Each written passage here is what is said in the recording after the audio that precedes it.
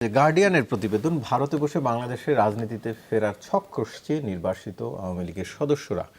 সেটির নমুনাই কি এখন আমরা দেখতে পাচ্ছি যে বিএনপি, এনসিপি, জামাতের হাত ধরে তারা মঞ্চে আসছেন, ভোট চাইছেন কিংবা রাজনীতিতে ফিরতে যাচ্ছেন? আমার সেটা মনে হয় না। এটা দুই জিনিস। একটা হচ্ছে কি, একটা রাজনৈতিক দল আওয়ামী লীগ মানে সে তার মতো করে ফিরে আসার প্ল্যান করছে। প্ল্যান করার চেষ্টা অস্বাভাবিক না, unless and until say extra legal বা ইললিগাল হচ্ছে গিয়ে কোনো কিছু করার চিন্তা ভাবনা করতে পারে। সেটা অফকোর্স তার প্ল্যানের মধ্যে তো এটা থাকবে, আদারওয়াইজ তো হচ্ছে গিয়ে তার সার্ভাইভালের কোনো কোয়েশ্চেন নেই। লোকাল কনটেক্সটের ইস্যুটা একটু ডিফারেন্ট। মানে এসেনশিয়ালি আমি ইন আ সেন্স বিএনপি বলেন, এনসিপি বলেন বা জামাত বলেন, আমি তিনটা দলকে আওয়ামী লীগের ভোট কোর্ট করতে দেখছি এবং আমি এটার মধ্যে আসলে তো কোনো অন্যায় দেখি না। কারণ at the end of the day this people are voters. তো উনারা যদি ভোটার হন, আপনি তো হচ্ছে গিয়ে উনাদেরকে ভোট দেওয়ার অধিকার থেকে বঞ্চিত করতে পারেন না। আপনি তো উনাদের কাছেও হচ্ছে গিয়ে আপনার ভোট চাইতে হবে এবং হচ্ছে যে এই ভোটটা আপনার জন্য ইম্পর্ট্যান্ট। এবং যেটা আরেকটা খুব গুরুত্বপূর্ণ ব্যাপার, এই election, to be very honest with you, will be decided by the Awami League voters. At the end of the day, in many constituencies, Awami লীগের ভোটারও will play a very important role যদি ইলেকশন খুব ক্লোজ হয়। মানে ইলেকশনে আমরা এখনো পর্যন্ত আওয়ামী লীগের যে এক্সাক্ট সাপোর্ট ফ্যাক্টর হয়ে দাঁড়াবে এটা আমরা এক্স্যাক্টলি জানি না। আমরা বিআইজিডি থেকে, brackets of commerce and development থেকে আমরা যখন জরিপ চালিয়েছি, উই ডিড নট আস্ক, আমরা যখন জিজ্ঞেস করেছি আপনি কাকে ভোট দেবেন, আমরা কখনো অপশন দিইনি। এই অপশন না দেওয়ার পরেও যে আমাদের প্রত্যেকটা জরিপের প্রায় 50%-এর উপরে আনডিসাইডেড ছিল। যারা ডিসাইডেড তার মধ্যে 5 থেকে 7% আওয়ামী লীগের নাম বলেছে, realising that Awami League will not participate in the election. এই 5 থেকে 7%টাকে আমি একদম কোর লয়াল আওয়ামী লীগ মনে করি, যে যারা যত যাই হোক তারা হচ্ছে গিয়ে আওয়ামী লীগকে সাপোর্ট করে যাবে, they don't probably feel remorse or anything. আপনি যদি ইনোভেশনের সার্ভে দেখেন, ইনোভেশনের যে সার্ভেটা তো আওয়ামী লীগ এসেছিল, সেখানে তারা ন্যাশন ওয়াইড আওয়ামী লীগের ভোটার পার্সেন্টেজ পেয়েছিল 18%-এর মতো। সো আমার কাছে মনে হয় যে এই 18 to 25 মেবি, কারণ আনডিসাইডেড অনেকেই হচ্ছে গিয়ে তাদের প্রেফারেন্স বলেনি এবং সেটার মধ্যে আওয়ামী লীগের একটা অংশ লুকিয়ে থাকার পসিবিলিটি খুব বেশি। মেবি এটা 30%-এর মতো হতে পারে, আমি ঠিক এক্স্যাক্টলি জানি না। এখন ইস্যুটা হচ্ছে এই যে 20-25%, এটা তো সব জায়গায় সমানভাবে 300টা কনস্টিটিউয়েন্সিতে তো সমানভাবে ছড়িয়ে নিই।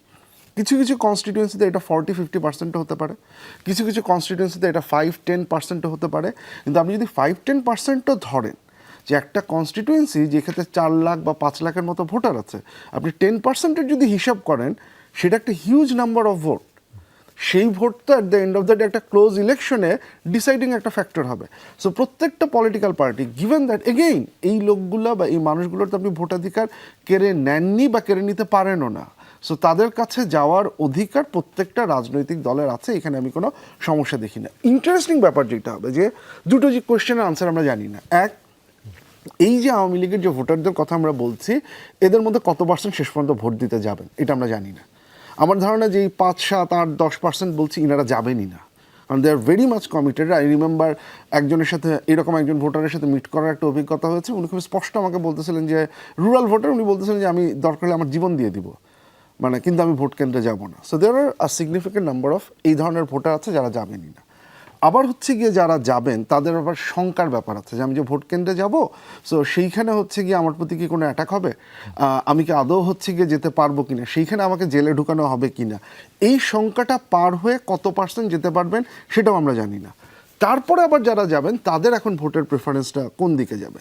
এইখানে আমার যেটা মনে হয় যে কয়েকটা ব্যাপার আছে, যে এই সবাই ভোটাররা যারা, এই ভোটারদের মধ্যে একটা অংশ, there is a pretty good possibility যে এরা অবভিয়াসলি বিএনপির দিকে যাবে। কারণটা হচ্ছে যে এইখানে রিলিজিয়াস কিছু ইস্যু আছে, এইখানে হচ্ছে প্রোটেকশনের কিছু ইস্যু আছে। আরেকটা যেটা খুব বড় ইম্পর্টেন্ট ইস্যু, এই ভোটাররা যদি ভোট দিতে যান, তার মানেটা হচ্ছে গিয়ে they have some kind of need. সেই নিডটা প্রোটেকশনের নিড হতে পারে, যে নির্বাচনের পরে আমার এলাকা আমাকে প্রোটেক্ট করবে কে। আরেকটা হতে পারে হচ্ছে গিয়ে রুরাল প্রত্যেকটা ভোটারকেই আপনার সার্ভিস ডেলিভারির জন্য, ভিজিডি কার্ড বলি বা যে কোনো সোশ্যাল সেফটিনেট কার্ড বলি, সেটার জন্য তাকে ইউনিয়ন পরিষদে যেতে হবে। তা আমার ওই ইউনিয়ন পরিষদে যে আমি যাব, এখানে আমাকে সাপোর্টটা দিবে কে? সাপোর্টটা দিবে হচ্ছে সেই দল যে দল ক্ষমতায় আসবে।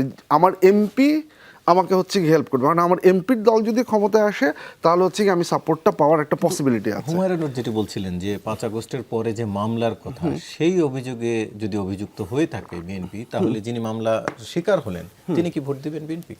আমি যেটা বললাম যে at the end of the day উনার যদি মনে হয় যে নির্বাচনের পরও বিএনপি ক্ষমতায় আসবে, জাস্ট ফর অ্যান এক্সাম্পল, তাহলে এসেনশিয়ালি উনি কি ওই জায়গায় থেকে বিএনপির সাথে আবার মারামারি করতে সাহস করবেন, নাকি উনি একটা আন্ডারস্ট্যান্ডিং আসার চেষ্টা করবেন যে ভাই ভোটটা দিব, গিভ মি প্রোটেকশন। একইভাবে উনার যদি মনে হয় বাই এনি চান্স যে জামাত জিততেছে বা জামাতের এমপি এখানে আসবে, he will probably vote for Jamaat. আমি এক্স্যাক্টলি এখনও জানি না এই ভোটটা ঠিক কোন দিকে যাবে। সার্ভে একটা ইন্ডিকেশন দিচ্ছে সেটা হতে পারে, I am not denying that.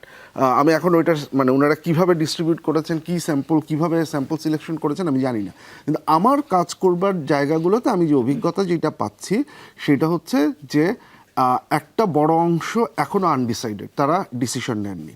একটা বড় অংশ যাদের অংশ মনে করছেন যে বিএনপি ক্ষমতায় আসবেন, সেটা কম অংশ না, সেটা 50%-এর কাছাকাছি হতে পারে, দে আর লিনিং টুয়ার্ডস বিএনপির দিকে এসে আছেন। বাট কনসার্ন হচ্ছে ইভেন যারা লিনিং তারা শেষ পর্যন্ত হচ্ছে গিয়ে ভোট দিতে যাবেন কি না সেই জায়গাটাতে। সো সেইখান থেকে প্রত্যেকটা দলের, রাজনৈতিক দলের এই যে ভোট এসে চাইতে যাওয়া, এই রকম যেমন ঘটনা ঘটেছে, আমি জাস্ট সিম্পলি একটা বলি। একটা তো বিএনপির উদাহরণ যেটা আপনি দিলেন, দ্যাট ইজ ট্রু। আমি বিভিন্ন জায়গায় দেখেছি, অনেকগুলো জায়গায় আমি এমনও দেখেছি যে সন্ধ্যার পরে বিএনপির অনেক নেতাকর্মী আওয়ামী লীগের ভোটারদের নিয়ে বসছেন just to have a conversation, এবং সেই কনভারসেশনগুলো আপনি যদি দেখেন সেগুলো খুব মজার কনভারসেশন, এই অর্থে যে আওয়ামী লীগের সেই ভোটাররা ওপেনলি সমালোচনা করতেছেন, ইসে করতেছেন, এবং বিএনপির নেতৃবৃন্দ বা এই লোকাল অ্যাক্টিভিটিস তারা ওইখানে শুনতে বাধ্য হচ্ছেন, মানে কোনো প্রতিবাদও করতে পারতেছেন না, কিছু বলতেও পারতেছেন না, বিকজ দে নো এই ভোটটা হচ্ছে ম্যাটার করে। আপনি যদি জামাতের ইসের দিকে দেখেন, জামাতও অনেক জায়গায় সে একই কাজ করেছে। আপনার মনে আছে যে জামাতের ওই প্রার্থীর বক্তব্য যে আপা যতদিন নাই ততদিন আমাকে ভোট দেন, আপা আসলে আবার আপনারা আপাকে ভোট দিয়েন।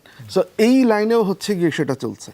একই জিনিস হচ্ছে গিয়ে দেয়ার আর সাম প্লেসেস যেখানে এনসিপির কিছু নেতৃবৃন্দও করছেন, মানে কোর্ট করার যে চেষ্টাটা, সো এইটা সব জায়গা থেকে হচ্ছে। এখন প্রশ্নটা হচ্ছে এই যে ব্যানের যে ইস্যু বা হচ্ছে গিয়ে পরবর্তী ইস্যু, এই ইস্যুটাকে কারা কিভাবে ডিল করবেন। বিএনপির দিক থেকে একটা প্রশ্ন আছে, কিন্তু বিএনপির জন্য ইস্যু যেটা হচ্ছে আপনি চাইলেই আনব্যান করে ফেলতে পারবেন না, কারণ আমরা আইসিটি অ্যাক্টে পরিবর্তন দেখেছি, সেই অনুযায়ী যে বিচার হিসাবে মেবি বিএনপির জন্য বেটার অপশন হচ্ছে গিয়ে বিচার হতে দিয়ে let's see what is the outcome, সেই অনুযায়ী হচ্ছে গিয়ে করা। এনসিপির পজিশন আমি যতটুকু জানি, যেটা ওনাদের যে ম্যানিফেস্টো সেটাতেও এসেছে যে একটা ট্রুথ অ্যান্ড রিকনসিলিয়েশনের মাধ্যমে এই পুরো জিনিসটাকে অ্যাড্রেস করে নিয়ে আসা। জামাতের ম্যানিফেস্টোতে আমি খুব ভালো মতো, আজকে ওনারা দিয়েছেন, আমি খুব ভালো মতো দেখিনি, বাট আমি এখন পর্যন্ত যদি ওইখানে থাকে তাহলে আছে, খুব স্পষ্ট এসে দেখিনি। সো কোর্ট করার এই চেষ্টার মধ্যে আমি কোনো অন্যায় দেখি না, as long as they have a plan যে ওনারা এটাকে হচ্ছে গিয়ে কীভাবে অ্যাড্রেস করবে।